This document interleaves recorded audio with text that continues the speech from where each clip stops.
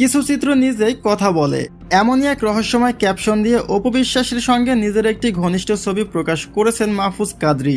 গত কয়েকদিন ধরে সামাজিক যোগাযোগ মাধ্যমে এই দুজনের রসায়ন নিয়ে বইছে আলোচনার ঝড়। প্রকাশিত চিত্রগুলোতে তাদের যে ঘনিষ্ঠতা দেখা যাচ্ছে তা দেখে যে কেউ থমকে যেতে বাধ্য। তারা দুজন সবসময় নিজেদের ভাই বোন হিসেবে দাবি করলেও ভক্তদের চোখে তাদের ছবি তোলার ধরন বা এই বিশেষ রসায়ন কখনোই সাধারণ ভাই বোনের সম্পর্ক প্রকাশ করে না, বরং মনে হচ্ছে পর্দার আড়ালে গড়ে উঠেছে নতুন কোনো ঘনিষ্ঠ সম্পর্ক। মাহফুজ কাদরী তার পোস্টে আরও লিখেছেন, কখনো পরম মমতা কিংবা বটের ছায়ার মতো বিশাল আশ্রয়ের চিত্র তুলে ধরে, কারণ দিদির স্নেহ আর ভালোবাসা সেখানে অমূল্য। একদিকে দিদির স্নেহ আর অন্যদিকে মাহফুজের এই বিশাল আশ্রয়ের কথা। সব মিলে নেটিজেনদের মনে এখন হাজারো প্রশ্ন।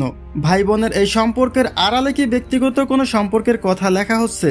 কারণ তাদের একে অপরের সান্নিধ্য এবং বডি ল্যাঙ্গুয়েজ সাধারণের কাছে মোটেও স্বাভাবিক মনে হচ্ছে না।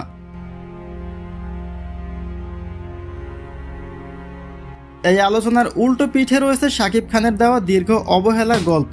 অপু বিশ্বাস দীর্ঘদিন শাকিবকে জীবনসঙ্গী হিসেবে ফিরে পেতে নিজের সবটুকু দিয়ে চেষ্টা করেছিলেন, কিন্তু শাকিব যেন বারবারই দূরে সরিয়ে দিয়েছেন তাকে।